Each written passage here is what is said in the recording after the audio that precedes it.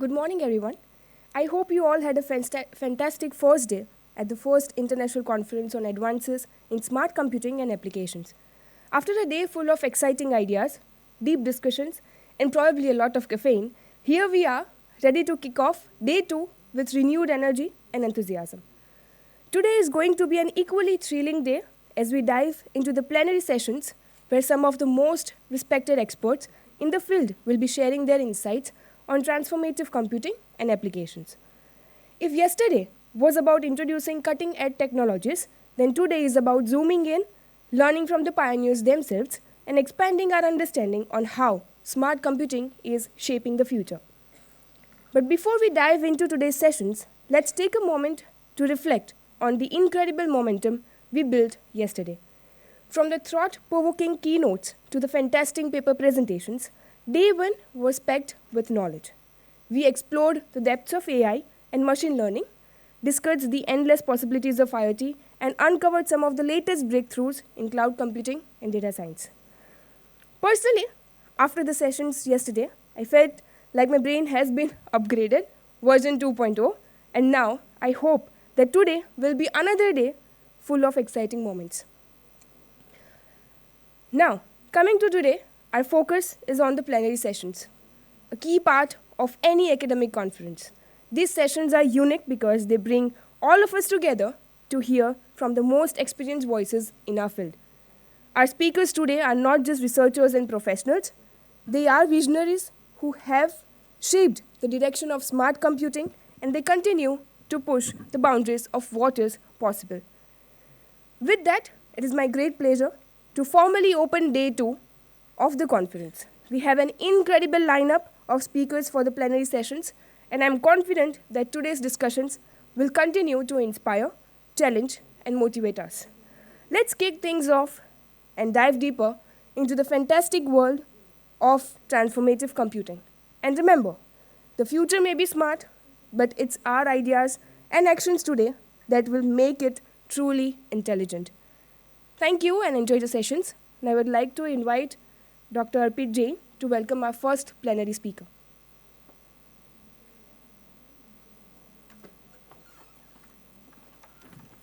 Thank you, Irva. A very good morning to one and all present here. It is my privilege to introduce our distinguished plenary speaker, Dr. Mohit P. Tailiani, an accomplished researcher and academician in the field of computer networks, congestion control, and next-generation internet technologies. He is currently an associate professor in the Department of Computer Science and Engineering at the National Institute of Technology, Karnataka. Dr. Tailiani earned his PhD from NITK Surathkal in 2013, focusing on congestion control mechanisms for the next-generation internet. A gold medalist in MTech from Visvesvaraya Technological University, his academic journey has been marked by excellence and groundbreaking research. His area of expertise span blockchain, data network, Internet of Things, queue management, routing protocol design, and mitigating buffer bloat. With an impressive track record of leading multiple funded research projects, Dr. Tailiani has served as the principal investigator for prestigious projects funded by organizations like FutureV Technologies, NVIDIA, Intel, ABB Global, and Robert Bosch Engineering. His contribution to open source communities are also commendable. With his open source work on packet scheduling algorithms like FQPy being integrated into Machine Linux Learner, he has also been actively involved with Google Summer of Code and virtual labs, fostering innovation and mentorship in the research community. Dr. Tailiani work has received widespread recognition, including the Outstanding Young Professional Volunteer Award from IEEE Bangalore section in 2021, and Base Paper Awards at multiple prestigious conferences. His influence extends globally, having been a technical program committee member for international workshops and a reviewer for top-tier IEEE technologies journals. With his deep expertise, research contributions, and dedication to advancing networking technologies, Dr. Tailiani is an inspiration to researchers and industry professionals alike. It is an absolute honor to have him here with us today. Please join me in welcoming Dr. Mohit P. Tailiani to deliver his plenary session. Thank you, everyone. So, yeah, over to you, sir. I'll just share the screen. You can confirm you're able to see it. Please, sir. And yeah, is it It is visible, visible? sir. Perfectly visible. And if I change my slides, Yes, sir. It is moving? working. Yeah, working perfectly, sir. Perfect. All right, that's great. Um, so can we start? Do we have a camera that's facing the audience, just in case? Yes, please, sir. And feel free to give me a phone call if my connectivity is gone. I think you have my number, so just call me if I'm not audible Sure, or sir. the thing. Definitely, definitely. Don't worry, sir. Yeah.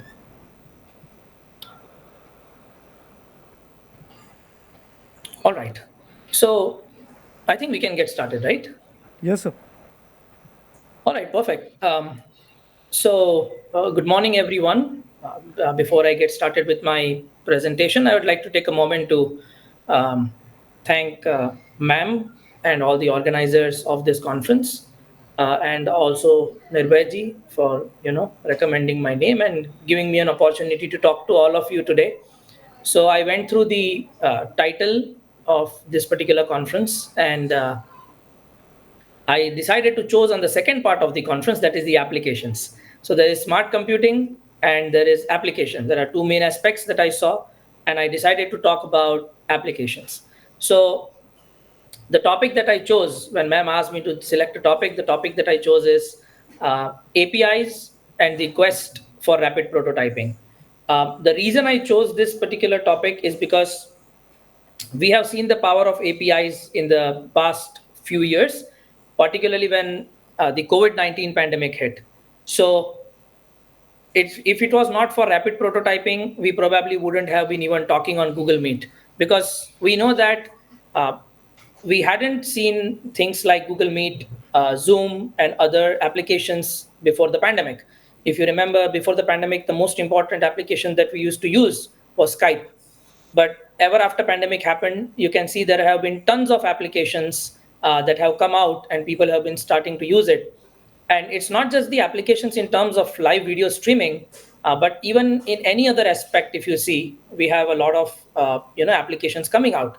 And that essentially means that to keep up with the pace of the growing landscape of internet in general, we need to have methodologies by which we could actually do rapid prototyping. That means if somebody asks you to build an application, you cannot ask them 6 months of time to build an application now, because that's too much of a time. So how do you quickly prototype, or how do you rapidly prototype your application and give the first proof of concept, or give the first MVP, the minimum viable product, to the people who have told you to build an application? So let's say, for example, the university with which we are talking today, the university wants its students and faculty members to come together to build an application for the university. And I'll talk about one such application that I have been telling other people to develop. You may have already with you. If that's the case, then you can choose some another application. But if you don't have that application, which I'm going to recommend, then please try to build one. And if this university comes and says, okay, faculty members and students, please get together and make this application.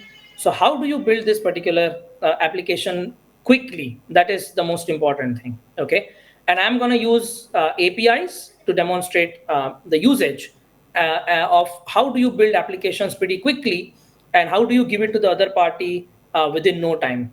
So let me move forward. By the way, the logos that you see at the front of my slides, is one is a center at the top left, the Center for Open Source Software and Hardware. We are pretty active in open source. The right side logo is from Postman.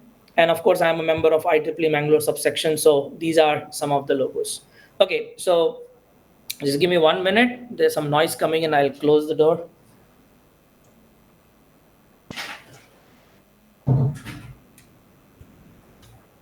All right, so let's get started with the overview as to what I'm gonna speak about today.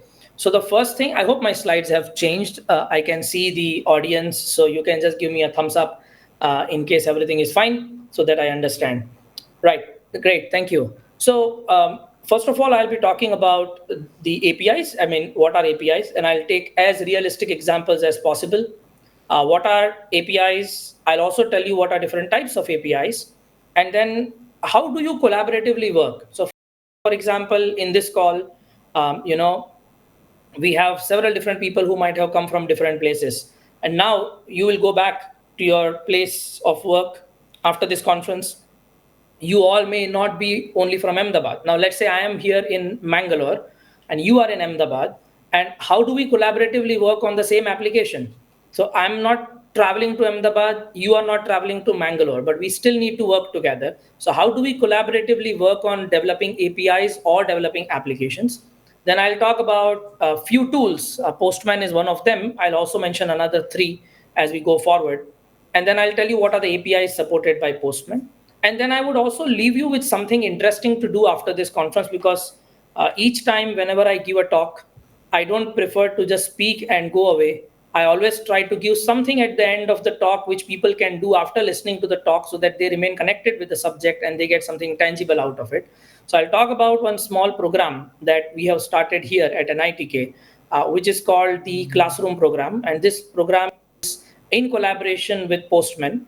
And we have a couple of courses that the students and faculty members can complete, and they are totally free. And there are many interesting things to offer in that. So I'll talk about that as we go forward. All right, so let's talk about the introduction to APIs. We have all heard about APIs. We commonly use this word time and again. What is API? So most of you might already know the full form. It's called Application Programming Interfaces. But what is the most important thing that these APIs do? The fundamental thing that these APIs do is that they allow different services to communicate with each other. Now, let me take an example which is right in front of you on my slides itself. Let's say I am, let's say, probably somewhere near Ahmedabad, and now I want to come for this conference in person in the same hall where you all are sitting. I'll probably use a Google map in my phone and connect it to my car Bluetooth. And then I'll drive my car using the directions given to me by Google Maps, and I'll reach the venue of the conference. However, if you see, this service is free. I don't have to pay for Google Map services that I use. Now, what does Google get out of this by giving Google Maps as free service to us? Well, Google Maps service is free for you and me so long as we use it in our phones. But Google Maps is not free for people like Swiggy, Zomato, Ola, Uber. Now, one thing if you see in my slide deck, you will see four different services being listed. One is Swiggy, one is Zomato. Both of these are food delivery apps. The other two that you see in my slides are Ola and Uber. They are taxi rental services, cab rental services, and they are different in nature. Two of them deliver food and two of them are for taxi hiring. But what is common among these four? You might have seen when you order some food on Swiggy, there is a cute orange fellow shown on the map that this delivery agent is about to reach your home. Or if you go to Zomato, a cute red color fellow is shown on the map. And similarly, if you see Ola and Uber, a white color car is shown on the map that your driver is arriving. Now, what do you think? Do these four companies have built their own maps? Absolutely not. They haven't built their own maps. They are actually internally using Google Maps as a service. So Google Maps has provided APIs on a chargeable basis to these four companies. And whatever number of API calls these companies make, Google Map gets money out of it. So now the best part about this whole example was that there was one service which is called Maps, and there is another service which is food delivery, or which is a taxi rental service. And these two services now can talk to each other using an API. So I don't need to build my entire Google Map kind of a service. I have maps available by Google. I just reuse them. And you need not only use Google Map. I was just taking an example. You might want to use Apple Maps, or you want to use Indian map services that recently ISRO has launched. So the point is, we can use one service with another by using API, and you don't need to develop or create services from scratch. Just build the service one and reuse it several times. And that's the best part about API. The developers can access this service without having to know about the service. Let me give another example. We are all surrounded by APIs, whether we realize or not. When C programming is taught to us in our early days in an engineering career or a BCA, MCA career, you might have seen there is a very popular function that you people all use. It's called SQRT, which is the square root. If I give the value 25, it gives me the value back 5. And when I give the value 16, It gives me the value 4. We use SQRT. How many of us have actually gone inside and tried finding out how is SQRT implemented? We don't do that. We don't spend time on understanding how it is implemented because it's being used from ages and it is a reliable API. So we just make use of it. And that's what the beauty of API is. Somebody has built it, people have developed trust on it, you can just reuse it. You don't need to actually go and implement APIs from scratch. Let me take a very simple example. I hope my slides are moving. You should be seeing APIs, a digital restaurant. Credits to Postman for sharing these slides with me. It is their slides, I'm reusing it. So imagine how do we operate when we go into a restaurant, okay? Then I will talk about the API as a digital restaurant, but let's imagine um, so do you go to the restaurant and cook the food by yourself in the kitchen? No, you don't do that. Once you go to the restaurant, you have a menu and you pick up an item from that menu and say, I need this, please. So you might see there is a waiter who comes and picks up your orders, and then you tell your waiter that, okay, I need this item. And what does the waiter do? The waiter actually internally goes to the kitchen, tells the chef to prepare the food, and then the food is delivered to you on the table. I have a question. Do you ever know who cooked your food? Do you ever know how was your food cooked? Do you know what was the process by which the food was cooked? You have absolutely no idea who cooked it, how do they cook it, and what was the process followed to cook it. What matters to you is that the food taste should be good and it is delivered to you. Now that's exactly what is the purpose of an API. In this example, the waiter is the person who is taking an API call from you and is going inside his kitchen and placing the order and then picking up the food from the kitchen and then delivering it to you on your table. So you don't know what happens at the back in the kitchen. And that's exactly how APIs work. Now, I took an example that there is a menu. So when you go to a restaurant, you look at the menu and then you say, I need this food. In a similar way, today in the field of software engineering, you have list of APIs. List of APIs and list of food is directly comparable. You look at the list of food in the restaurant and order which food you want. Is a similar way you look at the list of the APIs and tell which API you want to use. And you cannot ask for an API that's not available. So let me take a simple example. I go to a restaurant, I am in the south of India. Most popular food over here is, of course, idli and masala dosa and stuff. Let's say I go to the restaurant and I order masala dosa. Now, what happens when I order masala dosa? I might want to customize it. So I'll say the customization is like, please put less oil.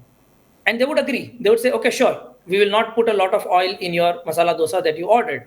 However, if I tell them, give me masala dosa with dry fruits in it, they probably wouldn't agree because that will shoot up their budget. They cannot put dry fruits in a masala dosa and give it to me. So little bit of customization is possible when you make an API call, and sometimes customizations are not permitted. What customizations are permitted is available. What is not permitted is also known that this is not permitted. So now let me take an example and you all will be able to relate to it. So you can see what is happening. You are on the left hand side. You made an order to the waiter. The waiter went inside and gave the order to the chef. The chef cooked the food and gave it to the waiter, and waiter gave it back to you. Now let me take this analogy into the API world and it will look something like this. So we have a client and we have a server. Client is you who has gone into the restaurant, and server is the chef who is gonna cook the food, and the waiter is an API.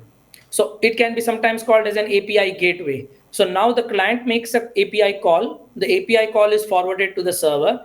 Server actually processes the request and prepares the API response and gives it to the API gateway, which is the waiter.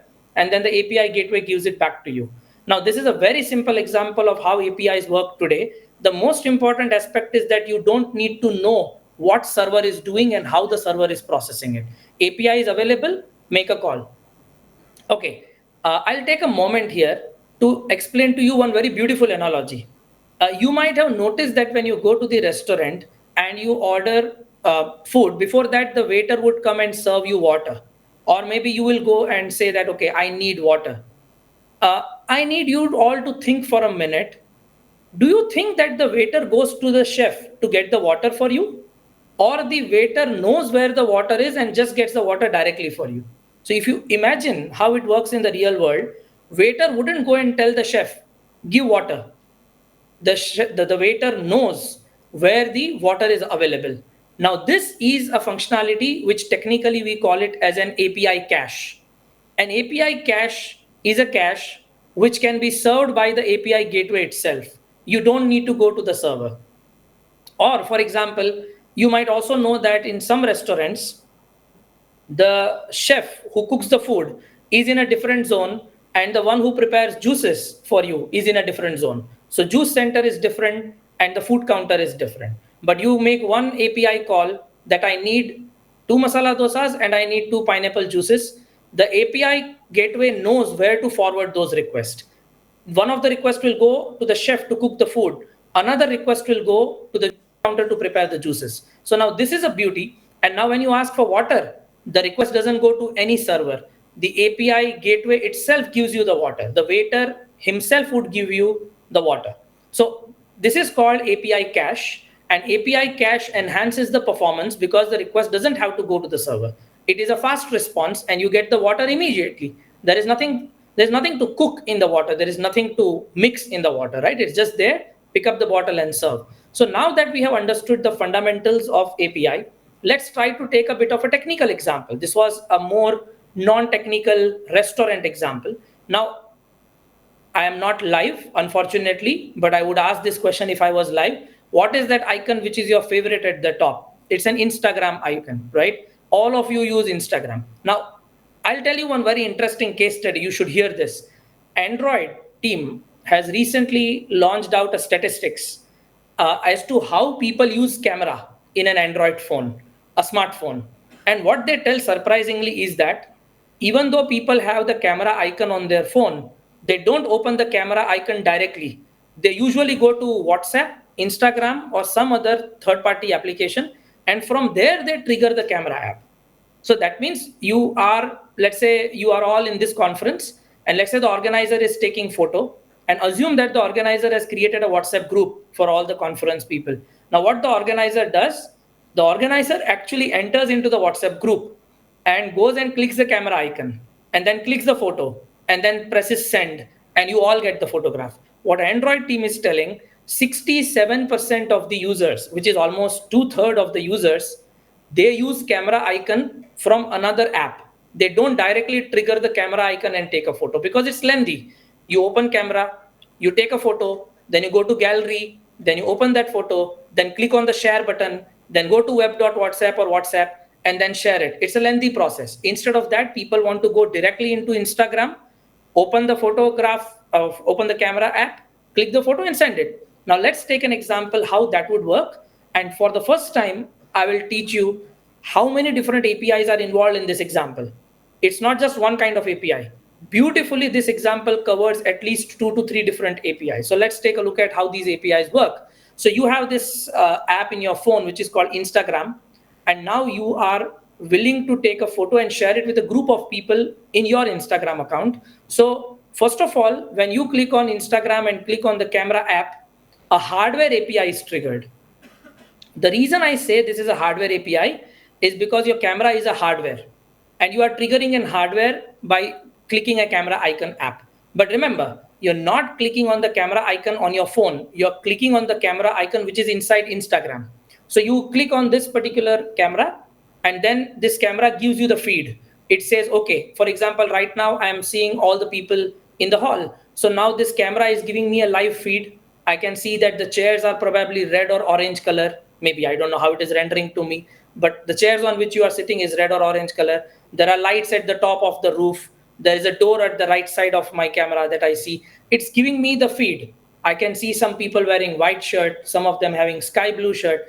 All these camera icons are actually being rendered to me. The grayscale images, the RGB images are being rendered to me. Once I am comfortable with the angle of the photo, I click the photo, and the moment I click the photo, it actually connects to the server of Instagram, and the server of Instagram sends this message to all my friends in Instagram, and the photo is posted. Now, if you take a look at it, you actually used 2 different kinds of APIs. The first API that you used is a local hardware API. You did not trigger anybody outside your phone. One app in your phone triggered another app in your phone. I'll give an example. The Instagram app in your phone opened up the camera app in your phone. and you didn't do it. It just did it internally by itself, and that was called the hardware API call. So Instagram used the API of the camera app and triggered it. Once the camera was triggered, it gave you the feed.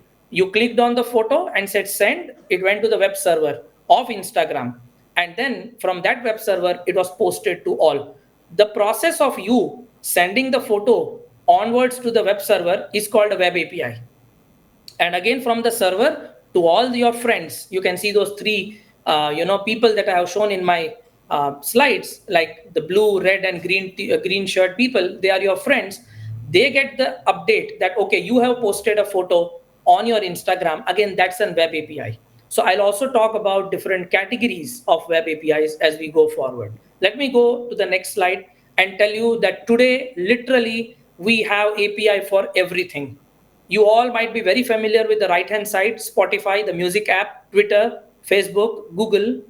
Twitter can be also read as X now because the name is changed. You also might want to convert YouTube to MP3. You have Discord channels for discussing regarding your technical part. You have open weather map to know. For example, I have an app in my phone which tells me what is the weather in Mangalore. Is it gonna be extra hot today, or is it gonna rain today? So I can see all of that, and I don't need to build those services. I can just pick up those services and put it.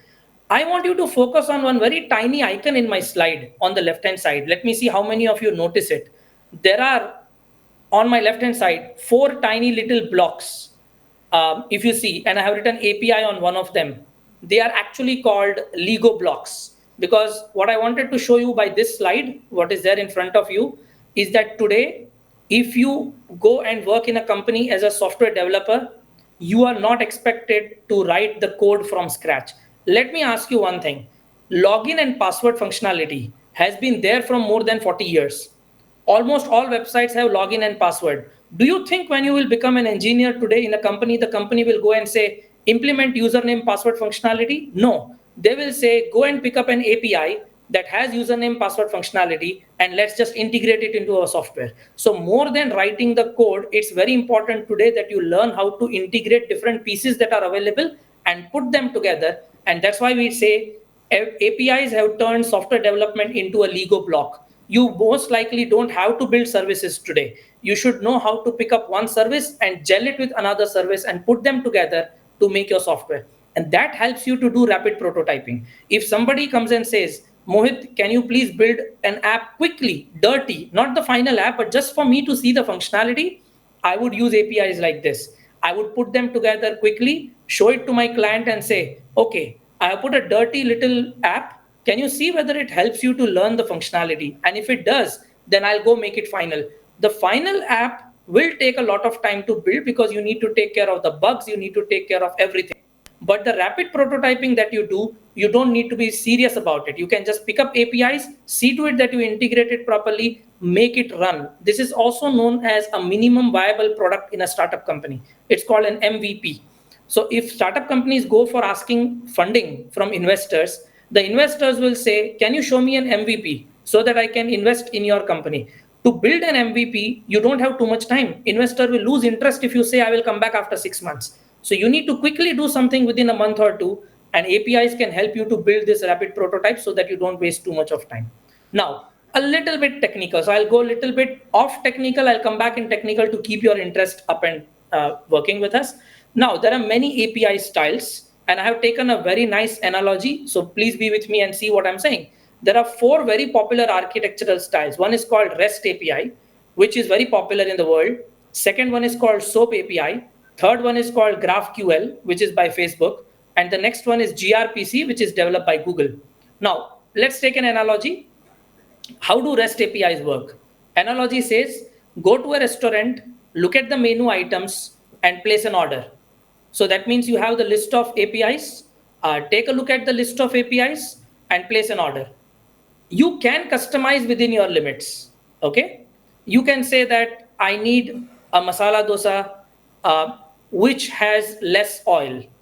Or you can say that, I need a particular item, but I don't need this side dish. So you can actually customize the way you want. That is REST API. Let's take a look at the SOAP API. The SOAP API is little different.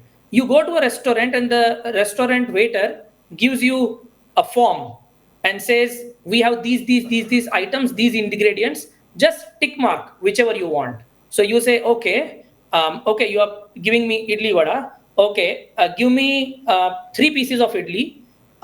Give me just one vada. Because typically, if you go and order idli vada here in the south of India, they'll give you 2 idlis and one vada. That's a norm. But then, since the form is given to you, you can always say, no, no, no, I need 3 idlis and one vada. Or you can say, no, no, 1 idli and 2 vada. And then add extra chutney and don't give me sambar. I don't need sambar. So you tick box whatever you want, and then the waiter takes it and customizes the order based on what your selection was. In the REST API, you cannot do that. In the REST API, you just say, I need idli vada, don't give me chutney. They will not give you chutney, but the idli vada will be 2 idlis and one vada for sure. They will not change the quantity for you because they have done the pricing according to 2 idlis and one vada. But SOAP APIs give you flexibility. They say, okay, you tell us how many pieces of idli you want and how many pieces of vada you want, and then I will give you according to that. Now let's take a look at the third one. Third one is even more interesting. GraphQL. This was made by Facebook. You can also tell what ingredients you want. So for example, if you want a specific category of oil to be used in cooking the food, you can tell the restaurant, I need this oil to be used when you cook vada. Or you are making a masala dosa, I don't want you to put oil, I want you to put something else. So you can specify what ingredients you want. You can also specify the quantity of that ingredient, and you can also specify the process by which it is built. For some things, let's say for example, we have something like tawa. So something is made on tawa, something is actually deep fried. You can actually say that I don't need deep fry, I need tawa. So you can tell the process also by which you can actually cook the food. And that's the beautiful flexibility that GraphQL gives you. And finally, the last one that is developed by Google is called gRPC, which is called Google's Remote Procedure Call. It's a even further organized and streamlined ordering process. So you can see that a simple example that I took of how you actually order the food in a restaurant has different patterns. Like that, when you consume APIs in today's world and build your application, you should know which category of API you need for your application. You might need a REST API or you might need a SOAP API. That's a call that an engineer or a person sitting right now in the room should do. You should not jump and say that I want REST APIs. No, you might need actually GraphQL API. So using APIs is not difficult, but picking up which API should I use is a trick. So if I give you a decision that, okay, conference organizers, please use REST API, you will use it. There are tutorials to tell you how to use REST API, but somebody has to tell you what API to use. And if I tell you to figure out by yourself, then that is a challenge because you need to know all these APIs. Only then you will be able to do that. Now, let me quickly talk about Postman. So Postman allows you to work in a collaborative fashion. You are in Ahmedabad, I am in Mangalore. We can work collaboratively on building an API like you use Google Docs today. So if I and ma'am, and let us say Nirbhay sir, three of us are in different locations, okay? And we are indeed in different locations right now as well. I am in Mangalore, ma'am is in Ahmedabad, Nirbhay ji is near Mehsana side. So now we three want to write a joint paper. How do we write a joint paper? We will put up a Google Doc. I will put the content from my side. Ma'am will write the content from her side. Nirbhay will write the content from his side. And anybody who is writing the content in a Google Doc, the other people can see what other parts you have edited. Like that, a Word document can be edited in Google Doc, but how do you build an API? Google Doc doesn't help you to build an API. And that equivalent platform is Postman that allows you to do collaborative API development. It simplifies your creating, using, testing APIs. It provides an intuitive user interface, drag and drop. And most importantly, 98% of the top 500 companies use Postman today. And there are more than 5 lakhs organization and 13 million developers using Postman. So Postman came up to us at NITK and said, Mohit, we want to teach APIs to young kids as well as teachers because the future is all about how to use APIs, create APIs, test APIs. So I said, okay, how can I help you? And he said, see, we have a beautiful program. I want you to introduce in your class. And we started about 5 years back working with Postman. And now you're streamlined a small program which is called API literacy. That means how do we make people literate about APIs and know the importance of APIs and also teach them how to use APIs. So let me show you, by the way, It's not just Postman. There are these three other tools which are also very popular. All of them are available for free. Postman is only commercial and paid if you are a company using Postman. But if you are using something like open source tools, Postman doesn't charge you anything. If you are using it for educational purposes, Postman doesn't charge you anything. So there's a Hopscotch, there is Bruno, there is API Dash, and of course Postman. So you have four tools. I'm not recommending that you become a champion in one. You use whichever you feel comfortable. It is your choice, because I'm interested, for example, I'm interested in writing a paper.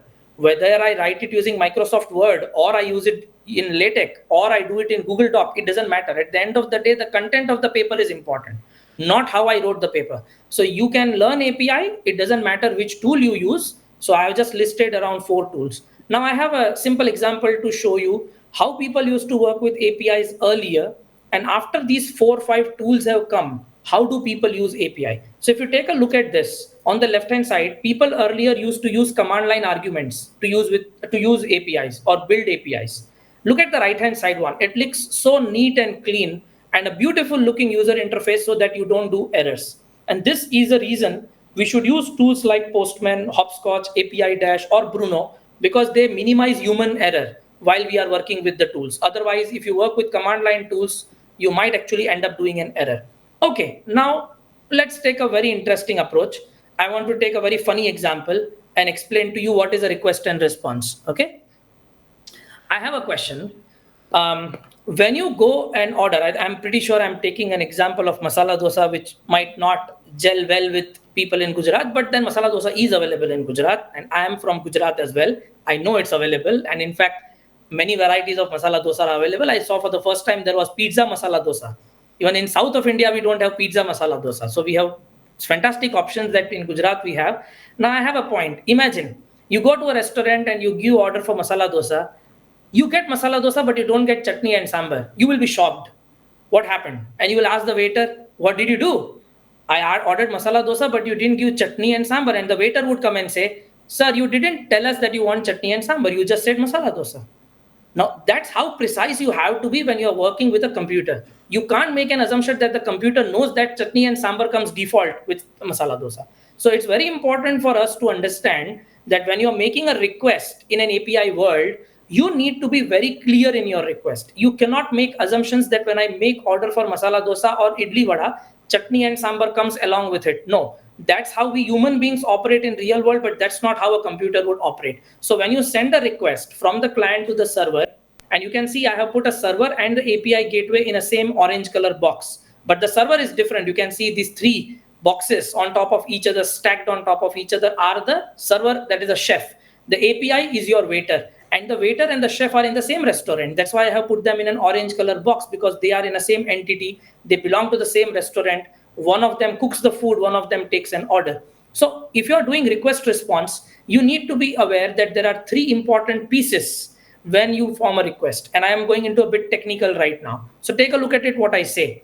There are three ingredients to make a request, and I'll make it super easy for you to understand as to how a request looks like. So first of all, let's just take 2 minutes on this slide, then quickly go forward. First of all, the first request is, what are you doing with this API? Are you doing read operation? Are you doing write operation? And that is why it's called a method. Get is a read operation, post is a write operation. These are very popular HTTP primitives. Second is, what is a URL? And third, what is a path? Now let me take an example to make it easy. Otherwise, it will become very complicated to understand what are these three things. So let's take this example. In this example, you can see I have written google.com/search. And now let me break it down as to what is a method, what is a URL, and what is a path. Because in the previous slide, I showed it to you, there are three endpoints. There are 3 points. One is method, one is a URL, and one is a path. Now let's go forward. You can see this is a method. And you can use many other methods. For example, get is to retrieve the information. It's a read operation. Post is to send something to the server. That is a write operation. You might have sent a file. Now you want to update that file. For that, you need to use put or patch. And now let's say you want to delete the file that you kept on the server, then you have a delete method. So you can see this is a Postman interface. You can drop down and select get, post, put, patch, delete, any method you can use. That is the first ingredient to make a request. That means when you are asking for the waiter and you say, can you please give me the menu? When you ask for the menu, you are actually not placing an order. You are saying, I want to see what are the items you have. It's just a read operation. After you look at the read operation, then you say, okay, I need masala dosa, or I need pizza, or I need sandwich. But that's a different operation. Asking for a menu is a different operation. So you need to specify what do you want to do. That is called a method. Now, what is a URL? The URL is this part. This is a protocol. Everybody knows HTTP and HTTPS is a protocol. Now this is a URL, which is google.com. Please make a note very seriously that google.com/search is not the URL. What we people speak the word URL, we think everything that we see in the browser is a URL. It's not a URL. URL specifies the address of the host, which is google.com, and /search is actually the path, because Google has multiple services. I can replace /search with /maps, and now it will open Google Maps. I can replace /search with /translate, and translate will give me Google Translate APIs. If I put, instead of search, I say images, then it will open up the image services of Google. So actually google.com is the URL, /search, or whatever I say, maps, translate, images, or anything that you want is a specific service by Google, and that is called a path. So now I go back to my previous slide, and now you take a look at it. It will be easy for you to remember. First ingredient is method, second ingredient is URL, third ingredient is a path. Method is get, post, or whatever you want, put, patch, delete. Address can be google.com, facebook.com, anything that you like. And path is a specific service provided by that particular company. For example, if Google is providing maps, then you will say path is /maps. Okay, so I believe this has been understood. So now I can go to the next part and talk about the NITK classroom program that we have started under KOSH. KOSH is Center for Open Source Software and Hardware. And we do a lot of work related to open source in this, and Postman has collaborated with us. So first of all, this program is for students to work on APIs. Trust me, this is one of the finest programs that I have seen being built by Postman. And it's a self-paced program. If there are faculty members listening to me right now, apart from students, even you can complete this program. And then after you complete this program, you can introduce as a course assignment and give 2-3 marks for the students who complete this program. And your question will be, how do I evaluate whether they have done it correctly or not? So I'll give you an answer as to, you don't need to evaluate. Postman will do the evaluation and tell you whether they have done it correctly or not. So it's a self-paced program. In my personal opinion, it will take less than a week. If you take 10 to 20 minutes per day, you don't need to sit continuously and complete this program. You can do something today, little bit tomorrow, little more day after tomorrow, or you can do it in 15 days, or you can do it in 1 month. That is your choice. There are 37 small chapters. Once you complete these 37 small chapters, you will be given a certification badge by Postman saying that you have completed the Postman API Fundamental Student Expert Program. They'll give you a digital badge that many students put it in the signature of their email, they put it in LinkedIn, they put it on their CV to tell the companies that I know what is an API. And one interesting thing, you will get a physical certificate from NITK for completing this program, because we have a tie-up with Postman. Postman gives a digital certificate. We give a hard copy of the certificate signed by our chairman of KOSH saying that you have completed this program. This is one program. There's another one program which the Postman team has taken down for maintenance. This is the program which they started for artificial intelligence. So there is a project that they have listed. How do you build a AI-based text summarizer? So let's say you don't have time to read lengthy paragraphs. You want somebody to summarize the paragraph in short for you, and you have to build an app for that. Again, this program is a self-paced program. It can be completed in 1 week. This has lesser number of chapters, around 20 chapters. You can build and deploy a full stack app using Replit, using HTML, CSS, JavaScript, and Node.js. They teach you everything step by step. There are tiny videos in these courses, both the courses. So you don't need any teacher to teach you any of this. You can just do it by yourself. And you can explore real world APIs with Postman using an inference engine, which is called the Hugging Face inference engine, which is open source available. and that engine will summarize the text. So for example, if let's say ma'am gave me a conference brochure in which let's say the university, about the university is written in one full page, but I want to summarize it and understand what are the unique aspects of this university, I can use this AI based text summarizer and give this entire page as an input, and it will give me you can specify the number of characters or words that you want, and it will give me a short summary of what this university is all about. So again, Postman will give you a digital certificate, and we will give you a hard copy of the certificate if you complete this. Last but very important steps, I'll be sharing this slide deck with ma'am, and you can share it with anybody who is attending the conference. This is open for all. Feel free to share it. After you enroll in the program, you have to complete the course. How do you do the course? We have written a Google Doc for that. So we'll give you this link, and you can see step-by-step instructions are given. Register for the program. It's totally free. If somebody tells you to make payment, they are putting scam. Don't believe it. It's totally free, no charges, nothing to be spent. And after you complete your program, you can see the last line. You have to send us your name, your college name, and the link of the digital copy of the certificate that you received from Postman to our email address, which is called kosh@nitk.edu.in. And my team will verify that you have done the work, and then they will send you the hard copy of the certificate. Some universities, I think there is a university in Rajkot, I think Marwadi University, about 60, 70 people completed the program, and we send them the hard copy of the certificate. So we post the copy of the certificates. So we will post it to ma'am if you belong to this university, and then we'll depend on them to take it forward. This is the QR code. Don't need to scan it now. I'll give you this PPT. You can do it offline if you are interested.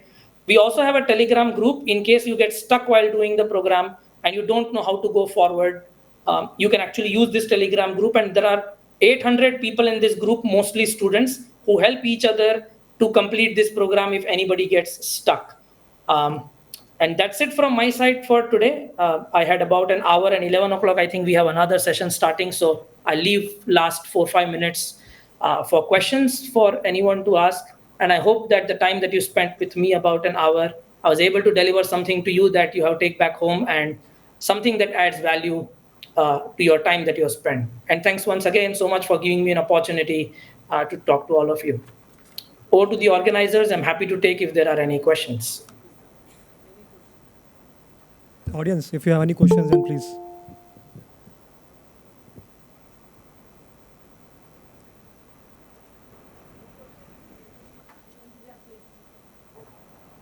So we have one question. Sure. Please, come in.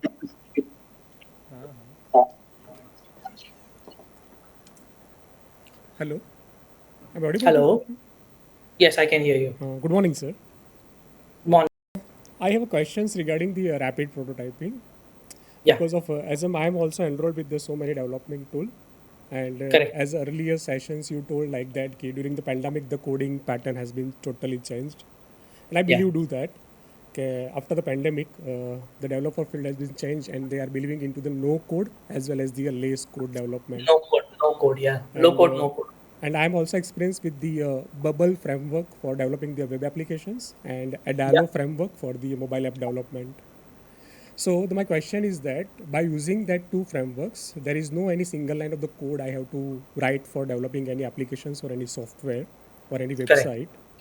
So in that particular way, I'm stucking like putting any API between on that particular framework. So after that, I'm not able to extract that entire code into the VS Code as well as the Android Studio. So is there any middle platform where I could extract that entire code into the VS Code as well as the Android Studio for my further references? Okay, so see, I'll answer the question in this way. See, when you take the responsibility of building an app, it's very important for us at the beginning to understand the requirements of the app very clearly as to what the app needs to do. If you end up picking up a no-code framework, the no-code frameworks have been designed in a way that you can't code, or you should not require to code. But if you now feel that, I need something customizable and I need to change that code, then probably the choice of a no-code platform is not right. You should have taken a low-code platform rather than a no-code platform, because low-code platforms allow you the flexibility to change the APIs. They allow you to say that, okay, you can change an API, or you can write your own API, because you say low code means maybe I'm done with 95% of the work without coding, but now I need a customized API. So I need to put 5% of my own code, and I need to build my own API. So I would say, rather than sticking with no code framework, should explore actually using low code framework if your app requires customization. And as a general rule, we have been also working with many companies. We don't work too much on development aspects of the app, but we help them build a quick POC. We always tell the companies that do not get attracted by no code feature, which they are advertising a lot in the market today. They give you no code, but they don't tell you the flexibility. Now, let me take you an example. You might have looked at wix.com, wix.com. You might be aware of that, right? Or WordPress, Wix, and Google Blogger.com have been there since 2005 when I was a student. And Blogger.com never required me to write any code. WordPress.com never required me to write any code. Wix.com doesn't require me to write any code, but I still used to make websites and make the applications, right? Yes. But then only the widgets that they provide are the ones that I can use in my app. I cannot introduce my own custom widget, right? So I would say we should not go towards no code, because these frameworks are built in a way that they don't permit you to introduce your API or write a code. So there's nothing that you can do about it. And if they are open source, even then you try to change them, it's too much of work for you. So rather than that, go for a low code platform which allows customizable features, which allows you to add your little bit of Yes, code. it's totally customizable. Right. So then if it is customizable, then you should be able to change it and then use any of the 4 tools that I said today to test this API. So you build the thing using low code or no code framework, but how do you test whether it's working fine or not? That's where you need platforms like Postman, API Dash, Bruno, or Hopscotch. So now you build something and now you need to check whether it's working as intended or not. So you can use these platforms for testing. By the way, these platforms can be also useful for creating new APIs, consuming existing APIs, testing APIs. So you can test the APIs or the platform whether end-to-end flow is working fine or not using these kind of platforms which I mentioned. Okay, sure, sir. Thank you so much. And sir, one more questions for the Postman, Google Postman app. Uh-huh. Sir, suppose there are so many methods in a Postman that we can pass and we can put the certain query string for checking the URL and that all. So the Yes. question is that, okay, suppose already I had put it the one request, like your interesting sessions, kind of like I put it the order for the masala dosa, and immediately I want to change that order to the cheese masala dosa. So in that case, I put it the one request, and immediately I am changing that request. So in that case, is there is any response code 200 from the server or not? See, if you are sending 2 back-to-back requests in real time, if you take a Postman app and you click request, the answer comes to you in near real time. Okay, sir. By the time you go to the query string and put the word cheese in that, your response has already come for the previous request. It's not that your request is in pipeline. So what you are calculating is, I sent a request, and before my response to that request comes, I am putting cheese and changing the query string. Am I right? Yes, So sir. that doesn't happen. If you send a request, by the time you go to your query parameters and say the new query that I want to put is cheese, let us say, by the time you do that with hand, your response has already come for the previous query, right? So it doesn't allow you to have waiting so much for you to change the query. Another thing is, you could use certain global variables. Okay, so in Postman or any of these 2 tools, you can put global variable, and that simplifies your work. You can say the orders that I'm going to make is plain masala dosa, cheese masala rava dosa, for example. And then you can say the global variables for all of them, configure them, and then test with all the query parameters without having to type anything by hand, that cheese masala dosa or whatever query parameter. Let's say you are searching for images of Ahmedabad, or you are searching for images of Mangalore. You can put global variables, use global variables to change query parameters rather than hard coding them. But your request response typically is very fast, because all these platforms have dummy servers, right? So Postman doesn't give you a real server. It's a dummy mocking server that is just telling you that your query parameter was correct or not. Whether you put the query string properly or you messed up with the query string. That's what it does. There's no real server sitting there to actually take a real order. There is no real waiter. You are just putting the order and seeing whether the order is acceptable or not. That's it. Fine. Thank you so much, sir, for sharing the valuable content. I hope it was useful. Any other questions from the audience, please? We have one question. Ashish, can we provide the mic, please?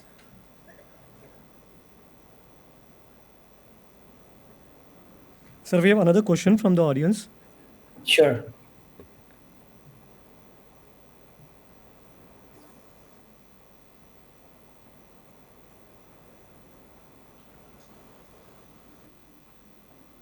And sir, the entire session was live streamed also, attracting more than 100 users and numerous likes.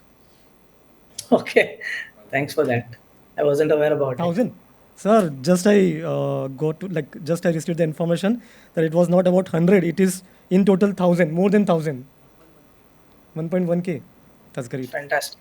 Okay. Glad It useful. was really informative session, sir. Thank you. Hello.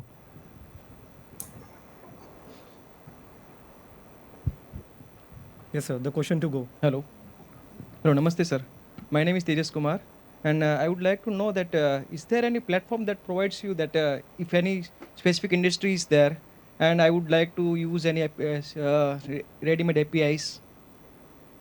Suppose there is a shipping industry, then there is a real estate industry, then food industry is there. So I would like to have idea whether I can use those industry-specific APIs available to use with my applications.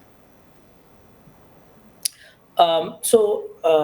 Arpit, Yes, sir. I'll try to repeat the question. The question is that maybe you want to develop industry-specific apps, and you want to know whether these industry-specific apps have the APIs or not. Is that the question? Yes, sir. Yes, sir. All right. Perfect. So yes, not just Postman, but all the other tools which I mentioned in my slides, there is a concept called collections. If you want to understand the meaning of the word collection, just in your mind, you think of a restaurant menu. That's it. That's called collections in technical terms in Postman or in other API world. So there are openly available collections for Spotify API, for even all the other apps that we use today. There are APIs available. And I can send you the list offline, maybe by email, where you can find industry-specific APIs that are available. So we had conducted one small event, Dr. Arpit, 2 years back, where we had given problem statements to the students from different industries. And we made these APIs of different industries available to them. And they were requested to build an app. So health industry, medical insurance, the fintech industry, medical industry, educational industry, agriculture industry. So we had given different industry projects to different students, and we gave them these APIs which are openly available, and they were able to consume those APIs and build an app. For example, one student built an app where you take a photo of a plant, and using the existing APIs, it tells whether the plant is healthy or the plant is facing some problems, whether it's getting sufficient water or sunlight or not. All those things, it gives you information, and it also tells you what is this plant all about, and it pops up with a small screen saying this is a medicinal plant which has this advantages. So the student never wrote an API themselves, they just used an API. I'm happy to share that list with you all. You can give it to the participant who asked this question. Sure, sir. Sure. Thank you, sir. I hope that answers the question. Yes, sir. Definitely. Okay. Any other questions?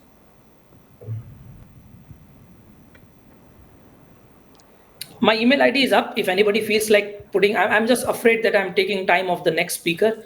So my email ID is up. Feel free to shoot an email if you think I can help you in any way. I'm more than happy to respond to you, and feel free to communicate at any point of time. And yeah, if there are questions, please put them in the email. I'll allow the next speaker to start. It's already 10 minutes up. Sure, sir. Sure, sir. I will just take only 5 minutes of yours. Oh, sure. I'm here. I'm here for another day. I'm not going anywhere. Thank you, sir. Thank you. And as I said, there are no questions. So I think we wanted to proceed ahead.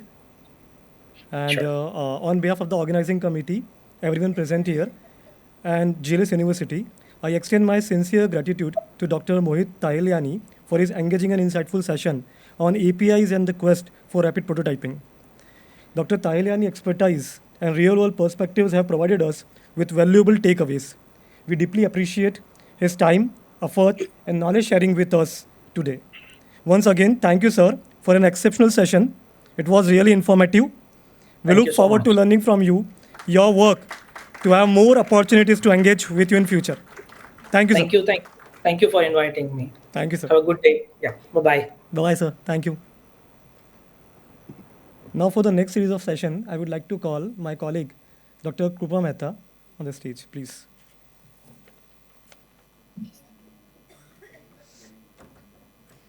Hello.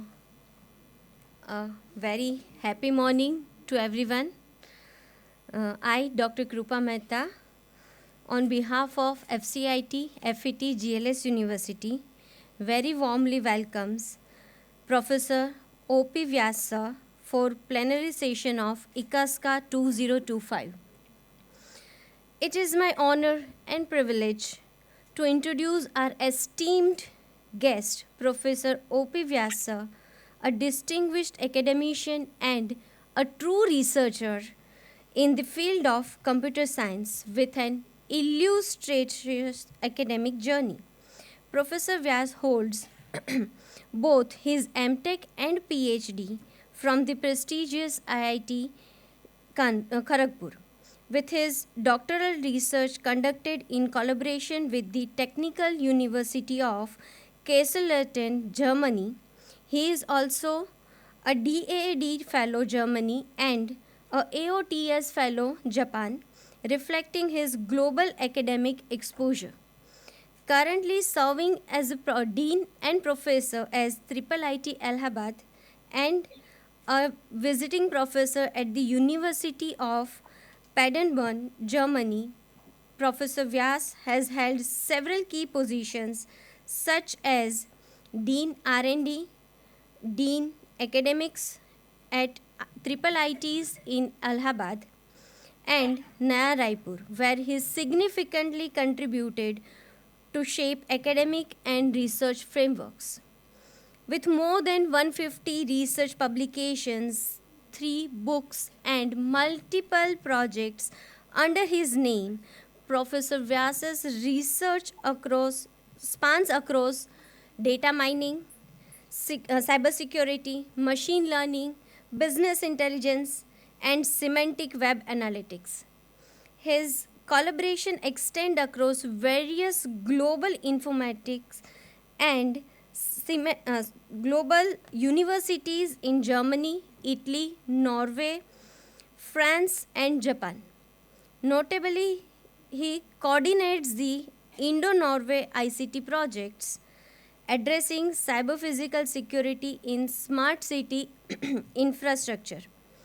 In addition to his research accomplishment, Professor Vyas has successfully guided almost 15 PhD scholars and continuously mentoring aspiring researchers. His work has very remarkable presence not only at the publication level but also helped multiple aspiring researchers and students to thrive their careers. Beyond academics, Professor Vyas has served as member of UGC research committees, AICT expert panels, and has contributed to international collaborations under European Commission's H2020 framework. We are really very honored, sir, to have you as such a visionary scholar with us today on this really great Sunday morning. Please join me, everyone, extending a warm welcome to Vyas, sir.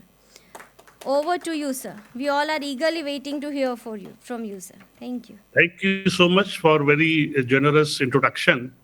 नमस्कारम Suprabhatam Prayagraj Mahakumbh से आपका स्वागत है और ये प्रयागराज महाकुंभ का ही traffic है. I was wanted to come in person, but these days to come to Prayagraj and to go out of here is extremely difficult. So allow me to do it in online mode, and we would like to listen from you as well at the end of the presentation. So as my slides are already communicated, can you move to the next one, please?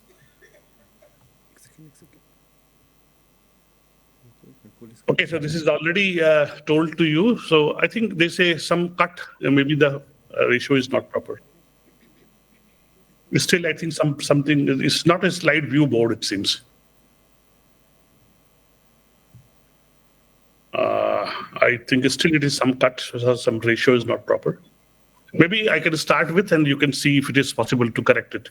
So my objective of this talk is to let you introduce you to some very innovative paradigm, innovative areas of not only research, but also of practice in industry, which is very popular internationally, but have not been so popular in India lately.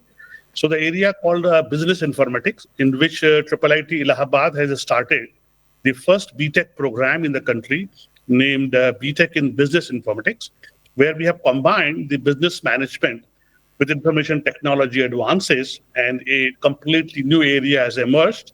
And one of those research areas and areas of practice is called process science. I know that many of you must be aware about the popular word data science.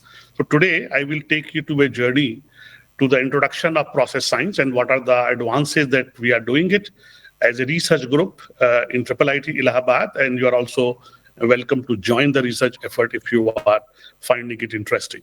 So first I will try to give you chronology of how the data-based approaches leading to the process science has emerged so far.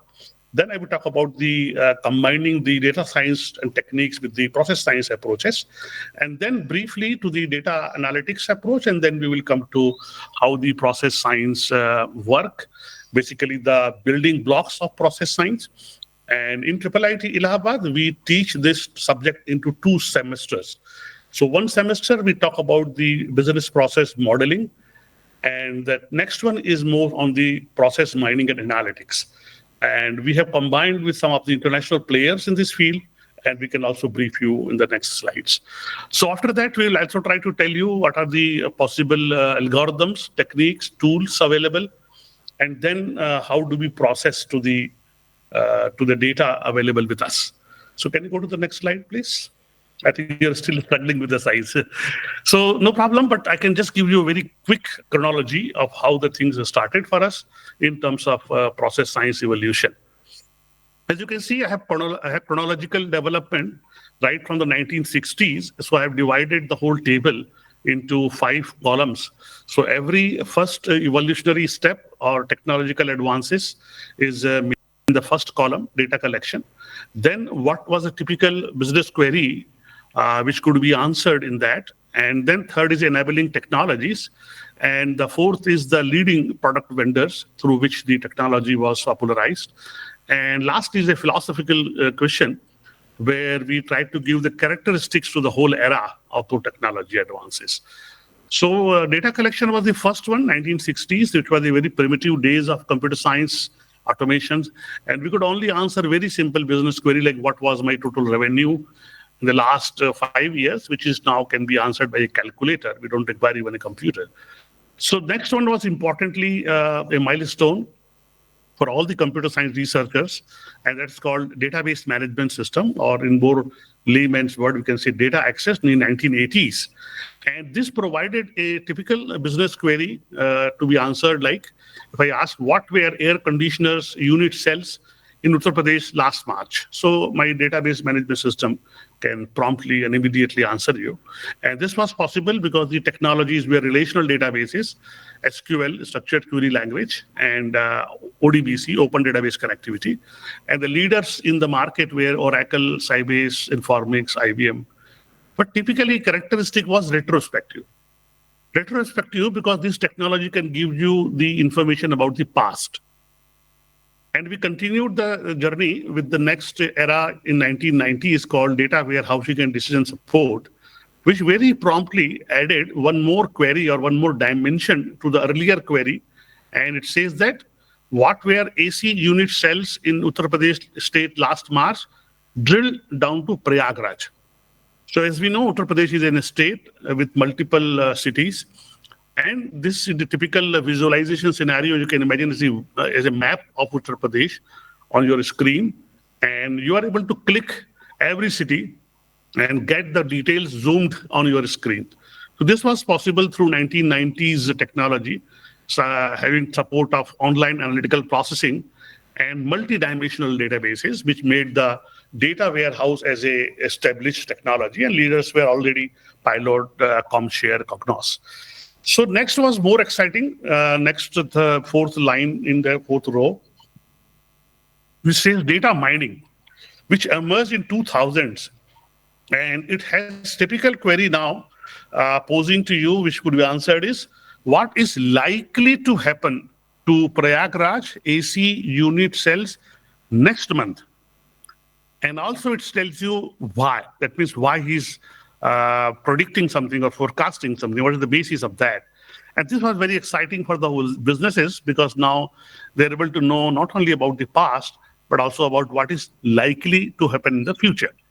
So as you can see, there are advanced algorithm enabling technology. Then the companies were again Pilot, Lockheed. But important change in the characteristic is visible. It was prospective and proactive information delivery. So from the past era of retrospective, where only the information about the past was made available, data mining was capable to tell you something about the future. So it's a prospective, and it's also proactive. So proactive because even if you don't ask something, but if it is useful to you, it will automatically keep you and alerts and information updates. So this was a big change in 2000, and major milestone in the technology advancement came in 2005 with big data analytics.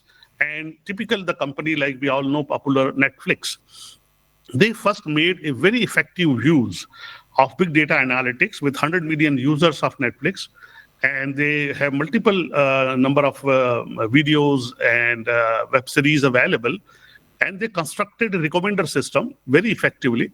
And based on recommender system, they not only provided the streaming portfolio to individual user, customized to individual choices, but they also created a completely new web series as per the possible demand of the customer. And this was the wonderful application done through the help of big data analytics, where the 100 billion users and millions and billions of web series and video contents were very effectively mapped with each other. And this was done with the distributed file system, DFS. And then we have the Google as a leader, which actually characterized this technology with three V's of data. So volume, velocity, and the variety. They all were merged together, and we could see the wonderful advancement in technology journey. And next advancement was in the process analytics field in 2009, where a wonderful algorithmic approach has provided a completely new insight into the processes which are actually the mouth of the data generation. So whatever data we collect today is generated from the process mouth on process sequence or process flow. And nobody cares about this process flow or this process sequence, whether it is optimized, whether it is efficient or not. So first time, the professor in Eindhoven University, Professor Will van der Aalst, he propagated a wonderful idea, and this could lead to solving a business query, which I can read now. So business queries, where are the bottlenecks in my online purchase process? How to redesign the process to maximize the benefits. As we all are aware, there are a large number of online purchase platforms are available, but all of them are not equally successful. So why not? Because some of them are not as efficiently giving you the delivered results which you wanted to have it from them. And behind this problem was the inefficient processes working, and even the companies were not aware about the process bottlenecks. So next line, please. So typically, what data-driven approaches can answer you is important to understand what happened in the past, what is happening now, present, and why did it happen. So a diagnostic approach, and what will happen, that is the future, and what do I want to happen. So I can plan my future with these approaches and then control the future outcome of my industry. So next one, please. So this is done with the introduction of process science, and we say that while various data analytics techniques were designed, developed, and implemented, the focus on the processes responsible for generating these data sets are also needed to be explored for complete understanding of the system and further improvement. And this is called process science. So many a times organizations do not realize that their business processes are not giving desired output, but is rather creating dissatisfaction due to various reasons like delay in the process or sometimes bottlenecks where the things are not moving at all in the processes, and that prompts us to the study of process science. Next slide, please. So process science, which is a very established discipline otherwise, but not in India, is actually comprising of multiple fields, including the business process management, process improvement, operation research, and optimization. So originated from the business domain, but more effectively addressed in the technology domain with the technology tools. It's actually a very important business informatics specialization, which we are handling in IIIT Allahabad. Next slide, please. So process mining or analytics, it's a not evolution, but I will call it a revolution, which is considered as a part of process science discipline in which people use various methods to discover, model, analyze, measure, improve, optimize, and automate the business processes. So the days are gone when you're just trying to automate a company's existing system into a software or trying to improve the existing automated system into a more efficient software system. The days are now coming in the era of digital transformation. So you want to completely transform your company and not only simply automating it, but you want to also improve the underlying processes and systems for the efficiency. So next slide, please. So process mining, in fact, is a bridge between the data science and process science. And what process mining is, next slide. So the early foundation of process science started from 1990s, where the workflow systems emerged. In the 1990s, we saw the rise of workflow system. So they wanted to just tell you the sequence of a business process. Typically, what we are following in business arena are known as order to cash process, invoice to purchase process, and hire to retire process. So there are multiple processes which are almost same for all the organization, and their steps are also well known in advance. And the thing is how these processes are performing, how they are doing it for your organization, what is the bottlenecks, what are the areas of improvement. Next one, please. So in 90s to early 2000, the pioneering work of Professor Phil van der Aalst was responsible, as he gave in 1998 a research paper highlighting the applications of Petrinets to workflow management, which was actually the result of his PhD thesis.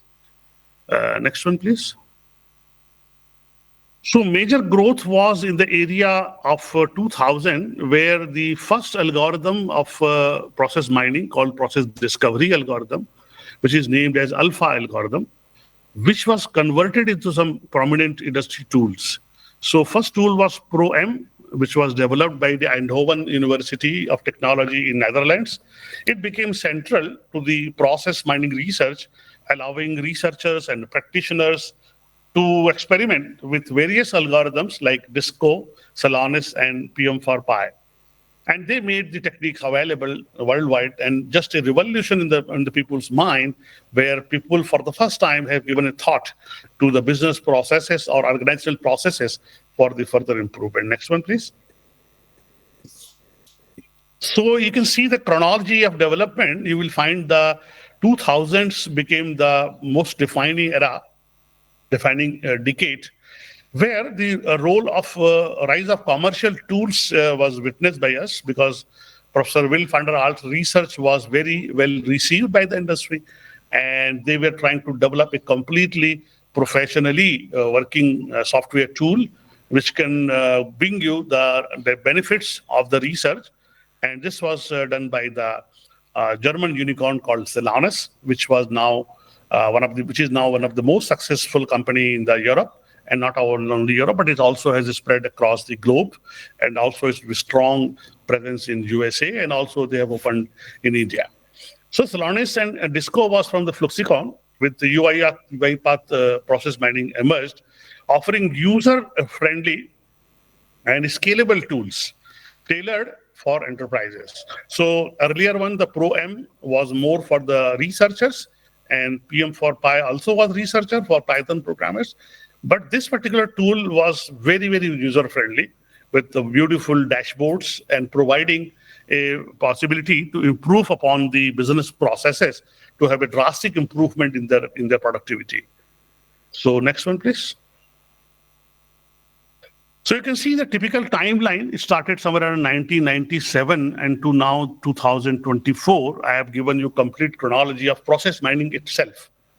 So process mining is parallelly developed from the approach of data mining, is now emerged as a completely new bona fide discipline in its own, which takes some advances from data science or machine learning, but it is not a branch of or a specialization of, rather it is an independent area of discipline. Next one, please. So process mining, the current trend is combining artificial intelligence, machine learning integrated into the whole approach of process mining, and also a new area also propagated by Professor Will van der Aalst is called object-centric process mining, which addresses the limitations of the traditional process mining by considering the multiple entities or objects interacting with the process, and also the area real-time process mining. Next slide, please. So what process mining is actually? Is it a simply extension of data mining in our approaches to business processes?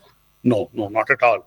Data mining approaches now is used in many business in process mining approaches, but process mining is different from data analytics. How exactly process mining is different? So process mining has emerged from BPM, business process management, and requires understanding of business process modeling appropriately combined with the process mining approaches. Well, are not data analytics approaches like descriptive, predictive analytics approaches are used in the business process mining? No. Business mining has an entirely different functional domain where there are the three functionalities called business process discovery, then process conformance, and the process enhancement. These are the three broad functions of process mining compared to the three broad functions of data analytics, which is more popularly known as descriptive, predictive, and prescriptive analytics approaches. So next slide, please.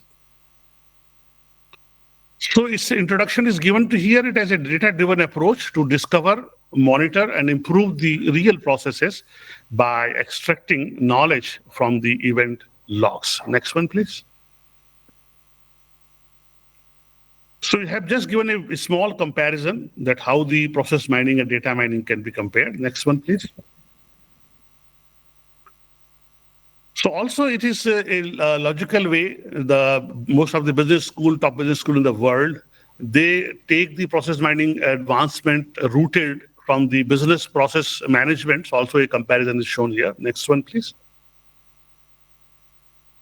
So it is actually, you can say, analytics is combining the process modeling and process mining, because we consider that each business process is a complex set of interconnected and interdependent activities that work in tandem to drive a particular business outcome.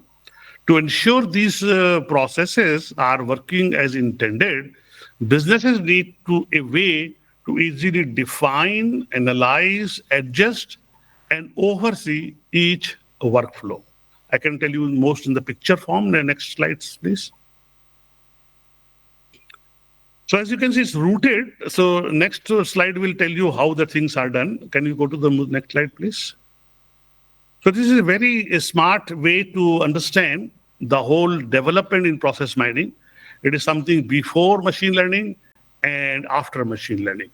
So before machine learning, they were a more theoretical model, both business-centric formal methods. But after 1999, the whole arena has completely transformed with machine learning. And now we are able to see the technology like process discovery, conformance checking, etc. And I will give you more detail in the next slides.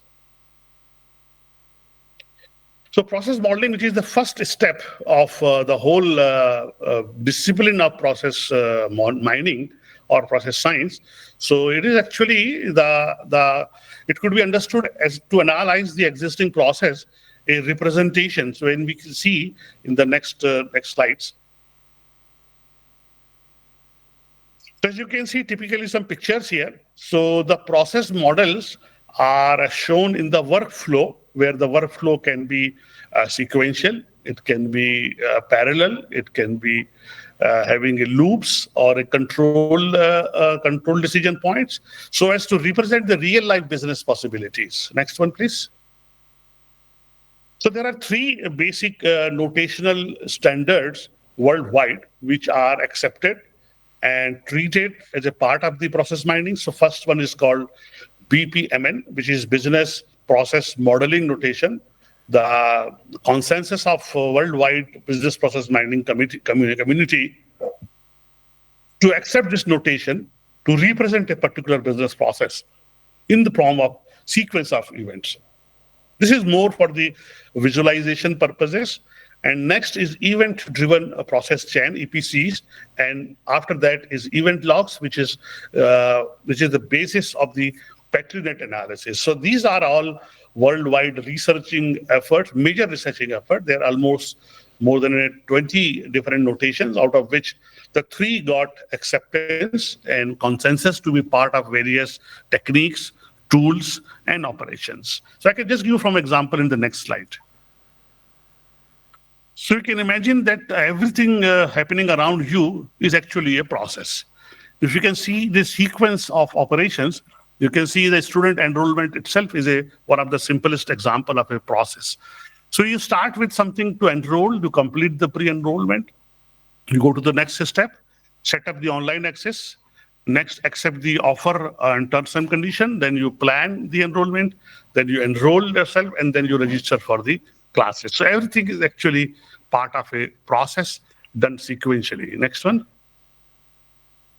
So similarly, you can see the process mining, which has emerged from process modeling, takes the advantages, but more important thing which transforms it is called event logs. So next slide, I will tell about the next event logs. So event log, to understand event log, I can give you a very interesting analogy here. So this is a factory which has two buildings. One is in the point of A, area of A, and second building is in the building B. And they wanted all their shift workers after first half of their duty in building A, that during the lunchtime or after the lunchtime, they move to building B. And for that purpose, they constructed a small, beautiful lane, a pink-colored lane, to take a straight path and then take a right turn near to the B. And just near the B, if you can see small lampposts, they put a surveillance camera so they can count how many people are entering the building B, just to count the presence. So after a while, when they counted it, they were surprised that not many people were traveling to building B every day. And slowly they started, almost nobody is going to building B. And they were really surprised to see this result on the camera. And they summoned to their organization that why it is happening so.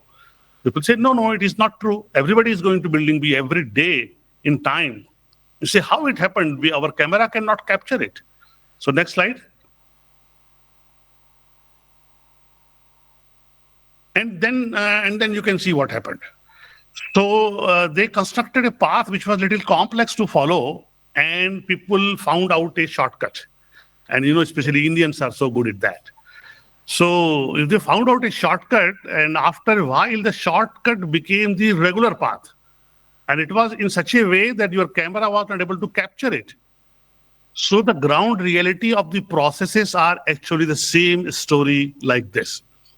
Organizations, companies, government offices, they finalize and fix a process like this one. And if it is cumbersome, if it can be avoided, which can be shortcuts, people will do that. Now thing is, what should we do? Shall I still emphasis on work hard on the people to travel to the path which I have designed for the process, take a straight path, take right turn. Do I still emphasize this? Or my business is happy with they entering into the building B, whatever path they follow. So if I agree with them, then I should agree and honor the user's experience, and that is the path A to B, which was a shortcut, a informal path, which in the long run became the main path.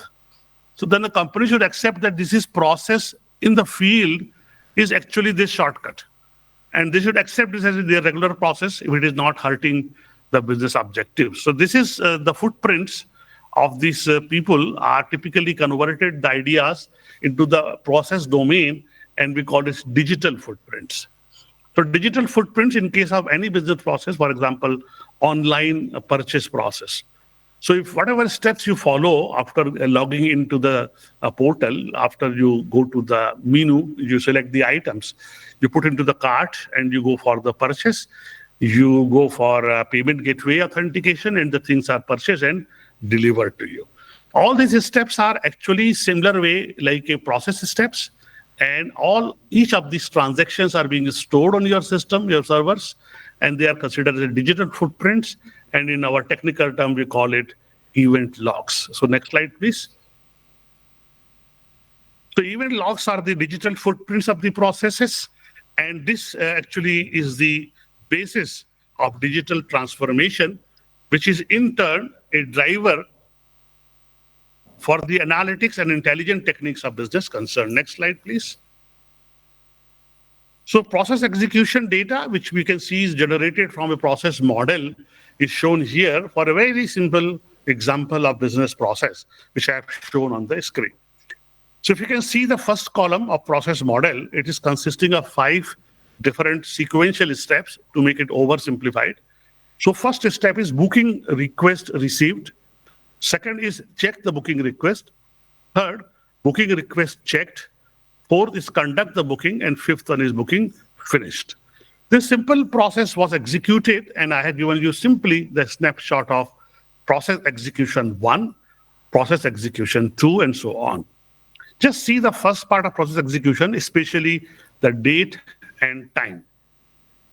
You can see John has done it on 1st July 20 at 11:03. Next step, you go to the next row, 11:05. So booking request was checking in 11:05. Then checking of request is finished at 11:17. You can see 12 minutes of time was taken here. And then from 11:17, if you go to the next step, it is 12:52. 12:52, 1 hour and more than 30 minutes. So we can immediately make out on the next execution 2, if you can see, it was 10:30 and 10:32. So these steps were not really requiring every time this much of a time, and similar we have 10,000 such process execution data. I can very easily make out who and when is making the bottleneck happening and where the processes are getting delayed. Next slide, please. So this execution data I'm converting into a typical data format, converted into an event log data, which has a very important characteristics like case ID, which is every user login into the system is a case ID. Then it's a event ID, and then you can see the properties in consisting of timestamp and activity. So activity is a sequence of activity which a particular user login and entered person will do. So how to do that? It's also shown here.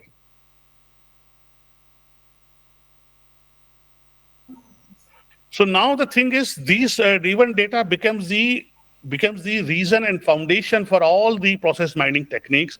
And we can see there are 3 different techniques.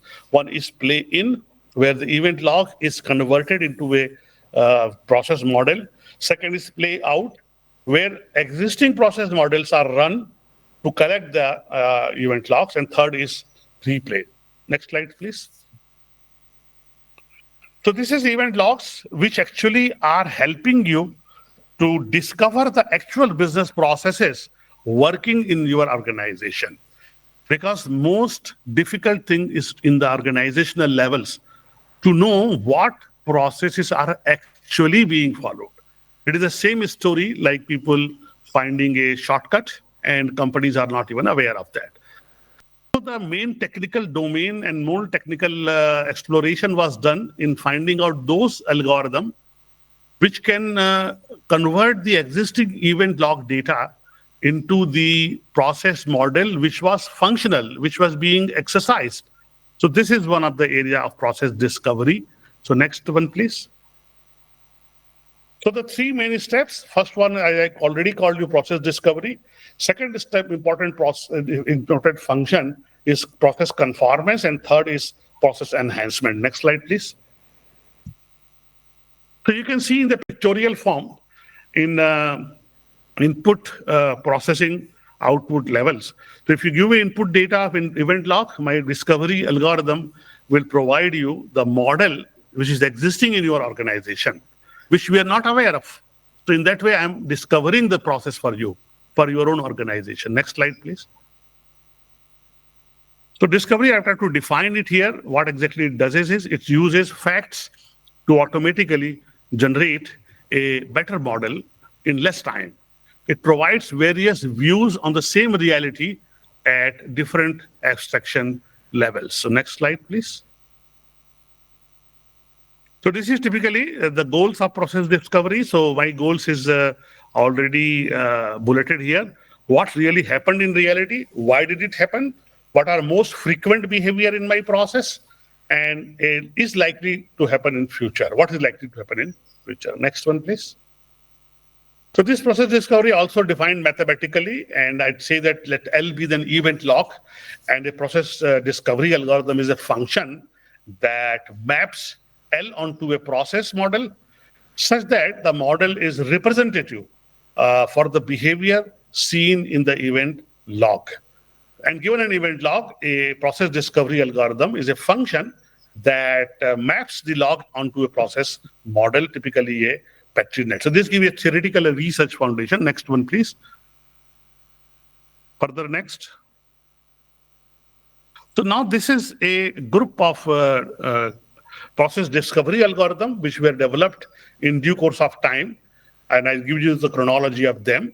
And they're all available in form of tools and techniques in open source, in proprietary software, if you want to exercise them. So next one, please.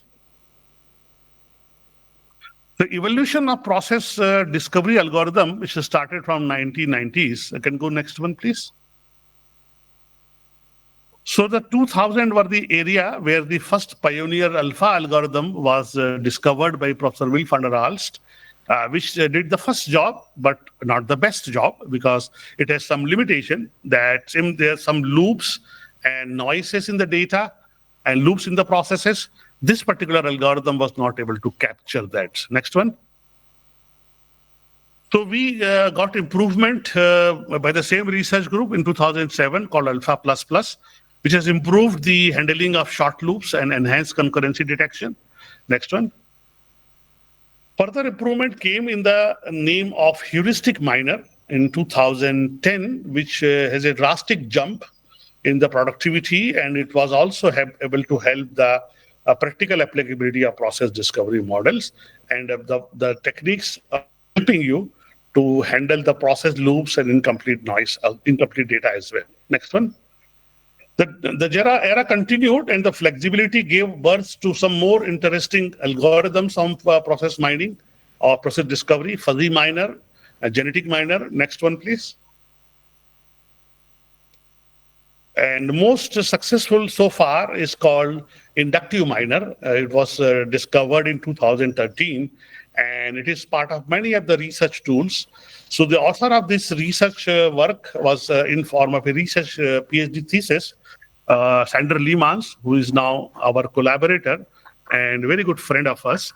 Inductive miner was designed by Sander Leemans, which gave the idea of soundness, which is a research work, but it is a theoretical foundation of soundness, means all possible process sequence and process loops are represented in the process model. So next one, please. So we continue to explore it in the realm of AI and deep learning. We try to improve upon our process discovery algorithm. And next one, please. So I have Also, the next is the functionality of process mining, other than process discovery, is called conformance, where I compare and see the degree of alignment between the process model and the process logs. How close the standard process model is with the real execution in terms of process data. Next one, please. Similarly, I have process enhancement as another group of technique. The ultimate aim of the process mining is that the inefficient processes, the redundant process loops are all optimized or improved, and forever the organization have a more smarter and you can say more efficient processes working behind the organization. Next one, please. So it gives the timelining, particularly on the area of process mining, which you can already have shown you. Next one, please. So there are multiple tools and techniques available. Next slide, I will show you if you are interested in exploring it for academic purposes or for research purposes. Next slide. So there are commercial vendors, more than 30, dominating the scenario, and the market share is shown also on the next slide. So the application of process mining very, very strong in the European market, in finance and insurance, logistic and transport. You can see all the names of companies: production, healthcare, biomedicine and pharmacy, telecom, food and retail, energy, IT services, consultancy. So much so that in Europe, if you see the typical requirement of data scientists or data analysts, they will be hired in the salary range of 40 to 48,000 euros per annum, whereas the requirement for a process mining expert to start from 60,000 euro per annum. A drastic jump because the requirement is so high and the experts are very few. Next slide, please. And bright prospects in the companies like Deloitte, companies like PWG. Next slide, please. So this is the market share of the companies. The leader is a Celonis, which is the brainchild of the company, with the company of you can say propagated by the scientist Will van der. The other companies also have a market share, and you can see that they are faring fairly good in the market, and they are also helping the organizations to see how the effectivity, how the efficiency is brought in. Next slide, please. So we continue to work with the open source software of PM4Pi. And the next slide, please. This is process mining. If you are interested, a book and a course available on internet. By next slide, please. So I have a research collaboration with the founder of the process discovery algorithm, Professor Will van der Aalst, and also the another friend of mine who is the discoverer of the inductive miner algorithm. Both are in the first picture visible with my research group.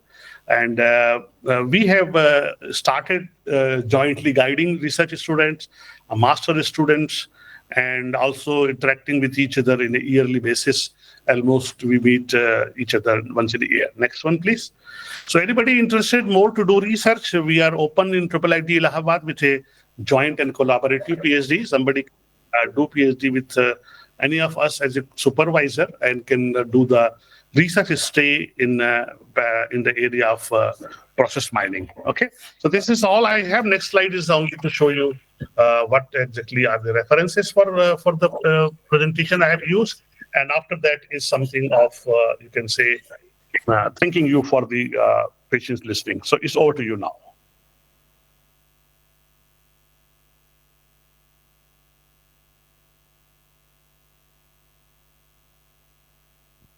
Does anyone any question? I hope, sir, your session was so interesting that everyone has got all the points that you have covered. So either all the points or nothing at all. No, sir. No, sir. It's the other way around. Everyone has got your points so clearly. We still, if you have any query, any further information, I will be happy. Yeah. Anyone, any questions? Yeah. No, sir. Nobody is having, I guess, any question. Okay. Okay. So, on behalf of FCIT, FET, JLS University, I really thank you, sir, for your wonderful session on process intelligence. Yes, this topic was a bit tricky, but you made it so simple that the journey from slide 1 to slide N, we all were very eagerly learning and listening from you. So, I really appreciate the time, effort, and your involvement for this session, and we definitely look forward to connect with you for further research work and such inspiring sessions. Thank you, sir. Thank you. Thank you for giving me an opportunity to share the passion of mine and my group.